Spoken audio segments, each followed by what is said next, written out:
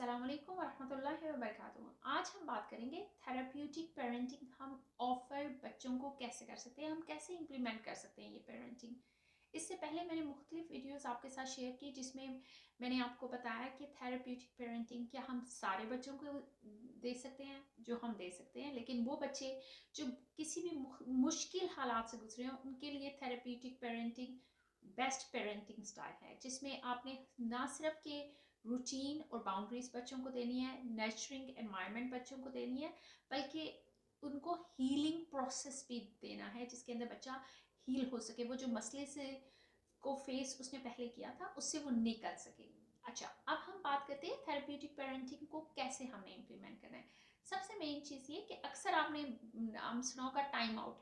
बच्चों को पेरेंट्स कहते हैं टाइम आउट दे रहे हैं हम, कुछ जगहों पे हम थिंकिंग कॉर्नर या पुराने ज़माने में नोटी कॉर्नर बनाया होता था, वहाँ पे हम बच्चों को बैठा देते थे।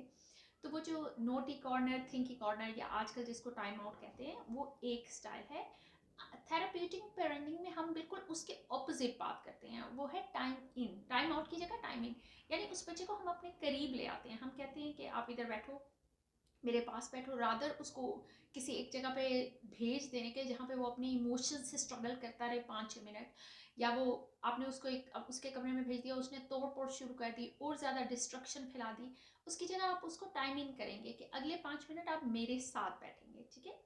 उसके बाद में उस 5 मिनट में वो अपने आप को काम डाउन करेगा, और काम डाउन करने की डिफरेंट स्ट्रेटजीज हैं। मैं एक वीडियो और शेयर करूंगी जिसमें मैं ब्रीदिंग टेक्निक्स और काम डाउन टेक्निक्स शेयर करूंगी, तो उसके हवाले से आप उस वीडियो को ज़रूर देखिएगा। टाइम इन के अंदर हम उनको अपने पास बैठाते हैं, उनको काम डाउन करने की स्ट्रैटेजीज देते हैं, जिसमें वो काम डाउन बच्चा जब हो जाता है तो फिर हम ये आहिस्ता आहिस्ता ये स्टेप्स इम्प्लीमेंट करते हैं। अच्छा, ये तो हो गया कि अगर बच्चा एक मेल्टडाउन में आ चुका है, लेकिन एक बच्चा मेल्टडाउन में नहीं आया, लेकिन अब उसका बिहेवियर बढ़ गया, हर वक्त शोर मचाना, लड़ना झगड़ना, रोना चीखना, चीज़ें तोड़ना। या दूसरी तरफ एक और बच्चा देख लेते हैं जो इंटरनलाइज कर रहा है, रोता रहता है, सेल्फ हार्म शायद कर रहा है, खामोश हो गया है, किससे बात नहीं करता, स्कूल नहीं जाता, और इस तरह के और बहुत सारे मसले, बीमारी का शिकार रहता है हर वक्त। तो ऐसे बच्चे को फिर अब हमने इन ऐसे हालात में, जबकि वो हर उस वक्त मेल्ट डाउन में नहीं है, लेकिन आम हालात में भी ऐसे बच्चे के साथ अब हमने क्या करना है, तो इसको कहते हैं PACE, pace pace method. Pace method में सबसे पहले P for playfulness. So playfulness में आप कहेंगे मेरा बच्चा तो टीनेजर है तो फिर ये इम्प्लीमेंट नहीं हो सकता। ऑफ कोर्स हो सकता है।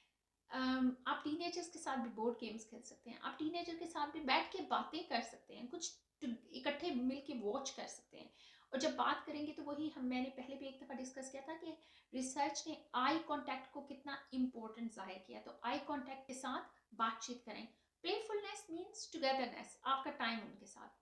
फिर आ जाता है ए फॉर एक्सेप्टेंस, जो one of the difficult most है, स्पेशली हम एशियंस के लिए, क्योंकि हम फौरन ही बच्चे को जज करना शुरू कर देते हैं। तुम्हें कहा था ना तुम ये ना करो, सुनते तो हो नहीं तुम मेरी, और बहुत सारे जजमेंट्स।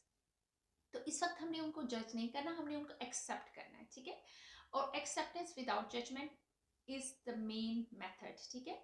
एक्सेप्टेंस के बाद में आ जाते हैं हम सी फॉर क्यूरोसिटी। क्यूरोसिटी में आप ये नहीं कहना, क्योंकि ये तो आम बात है, हम लोग कहते हैं क्यों किया ऐसे, कहा तो था।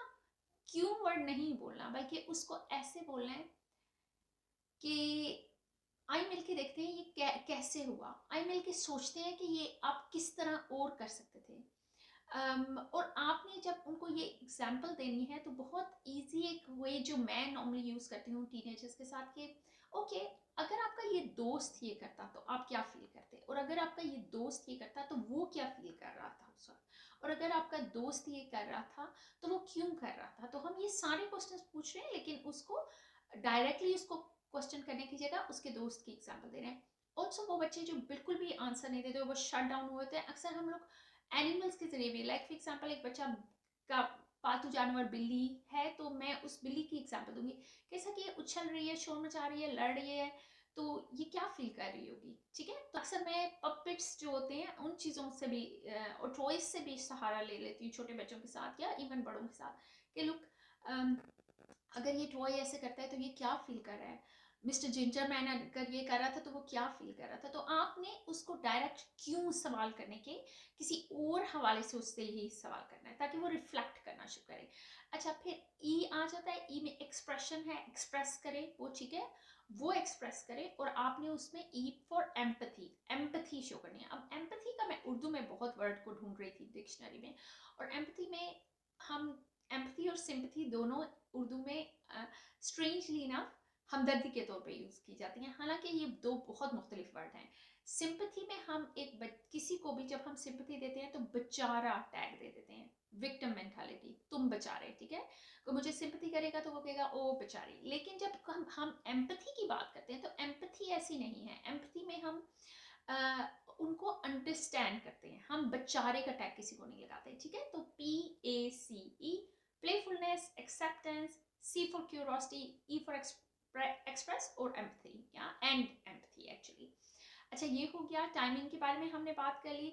अब हम बात करेंगे कि कम्युनिकेशन कितनी इंपॉर्टेंट है। कम्युनिकेशन की फैक्टर है इसके अंदर। और कम्युनिकेशन जब हम करते हैं तो हम समझते हैं हम तो कम्युनिकेट कर रहे हैं। एक अम्मा खाना पका रही हैं किचन में, उनकी हंडिया जल रही है और वो कह रही है बोलते जाओ, बताओ तो सही क्या क्या रहे थे, हाँ तुम रो क्यों रहे थे, बोलो तो सही। और या फिर एक और डैड जो से हैं वो कंप्यूटर पे बैठे हैं, वो कह रहे हैं अच्छा सुन तो रहा हूँ बोलते जाओ। या फिर हम ये कहेंगे कि ओके मैं फोन बंद कर लूँ उसके बाद मैं सुनती हूँ, या फोन मैं बात पे कर रही हूँ तुम बोलते जाओ, मैं तो मल्टीटास्क हूँ, मैं तो सुन भी सकती हूँ और यहाँ पे भी सुन सकती हूँ वहां पे भी इसको कम्युनिकेशन नहीं कहेंगे। इसको बस एक वन वे, आप एक बच्चा बोल रहा है और आप शायद कोई लिमिटेड सिलेक्टिव हेयरिंग कर रहे हैं, और selective hearing actually sometime relationships में बहुत डिफिकल्ट हो जाती है। हम आगे इसके बारे में बात करेंगे। लेकिन चलें आप बात करते हैं फिर दोबारा से उसी उसके ऊपर कि ये अगर हम एक पिरामिड समझ लें, एक तकोना जिसे कहते हैं ट्राइंगल सा, तो उसके अंदर जो बेस लाइन है इस थेरेप्यूटिक पेरेंटिंग की वो है हमने कॉज ऑफ बिहेवियर ढूंढना है, कॉज ऑफ स्ट्रेस ढूंढना है। ये नहीं ढूंढना कि वो ये क्या कर रहा था, बल्कि ये सोचना है कि वो ये क्यों कर रहा था, ये क्वेश्चन है, ठीक है। उसके बाद में हमने ये सेकंड अगर हम उस पर चले जाएं तो रूटीन और बाउंड्रीज। अगेन मैंने पहले भी इसके बारे में डिस्कस की थी कि एक बच्चा जो बहुत स्ट्रेसफुल सिचुएशन से गुजरा होता है, बहुत अनसेफ सिचुएशन से गुजरा होता है, वो कोई भी वजह हो सकती है। बहुत अरसे तक बच्चा बीमार रहा, या आप में से कोई बीमार रहा, वो हॉस्पिटल में रहा, या आप हॉस्पिटल में रहे, घरेलू नाचाकी, कुछ और मसला हो सकता है जो लाइफ में हुआ हो, जिसकी वजह से वो unsafe for a while feel करने लग गया। वो जो भी वजह है उसकी वजह से वो रूटीन से हट गया, तो उसके लिए रूटीन और बाउंड्रीज बहुत इंपॉर्टेंट है। और शायद वो बाउंड्रीज से ऑलरेडी आपको तंग कर रहा होगा, चैलेंजिंग बिहेवियर उसका होगा, तो बाउंड्रीज इंपॉर्टेंट है उसको रखना, ठीक है। अच्छा, ये भी हो सकता है कि कोई बच्चा एडिशनल नीड में हो, लाइक ऑटिज्म, ASD, बच्चे हेयरिंग इम्पेयरमेंट का शिकार होते हैं, बच्चे विजुअल इम्पेयरमेंट का शिकार होते हैं, देख नहीं सकते प्रॉपर्ली, सुन नहीं सकते। अच्छा, उनमें माएँ क्या कह देती हैं, क्योंकि बच्चा ये ऐसे है ना इसलिए ये ऐसे बिहेव करता है। क्या वो स्कूल में भी ऐसे बिहेव करता है? शायद नहीं। उसकी वजह यह है कि आप उसको वो लूप होल दे रही हैं जो स्कूल में नहीं दिया जा रहा। और अगर शायद वो स्कूल में भी ऐसा बिहेव कर रहा है तब भी थेरेप्यूटिक पेरेंटिंग में बहुत इंपॉर्टेंट है वो बाउंड्री रखना। बाउंड्री उसके लिए अभी शायद आपको मुश्किल हो रखना, लेकिन इवेंचुअली ये की है उसकी सक्सेसफुल लाइफ के लिए। फिर उसके बाद में आ जाता है नर्चर एनवायरनमेंट देना, कि उसको सेफ और नर्चर एनवायरनमेंट देना, ठीक है। उसको वो सेफ्टी बतानी है कि तुम अब सेफ हो, तुम अगर वॉर जोन से भी आए हो तो अब सेफ हो। उसके बाद में हम बात कर लेते हैं कि एम्पथी, जो हमने पहले ही बात की कि आपने अंडरस्टैंडिंग देनी है। और फिर जब ये सारा कुछ हो जाएगा तो सेल्फ रिफ्लेक्शन, हम मैंने और उसने मिल के बैठ के ये रिफ्लेक्ट करना है कि क्या हुआ था, वो क्या वजह थी कि उसने इतना शोर मचाया, चीखा, लड़ा, या सेल्फ हार्म किया, या कुछ भी किया, उसने ऐसा क्यों किया। लेकिन इसकी वजह हम रिफ्लेक्ट करके ढूंढेंगे। उस मोमेंट में अगर आप उससे पूछेंगे कर क्या रहे थे तुम, तुम्हें मना तो किया था इस चीज पे, सुनते तो हो नहीं तुम, आप करते वही हो जो आपकी अपनी मर्जी है, तो आंसर नहीं मिलेगा। थेराप्यूटिक पेरेंटिंग की है किसी भी बच्चे को एक सक्सेसफुल लाइफ देने के लिए, की है आप लोगों के घर में एक आसूदगी, एक पीसफुलनेस लाने के लिए, और की है कि आप अपने बच्चे को बेटर अंडरस्टैंड कर सकें और वो आपको शायद बेटर अंडरस्टैंड कर सकें। लुक आफ्टर योर सेल्फ, आप खुद भी खुश रहिए, सबको खुश रखिए। अस्सलाम वालेकुम वरहमतुल्लाहि वबरकातुहू।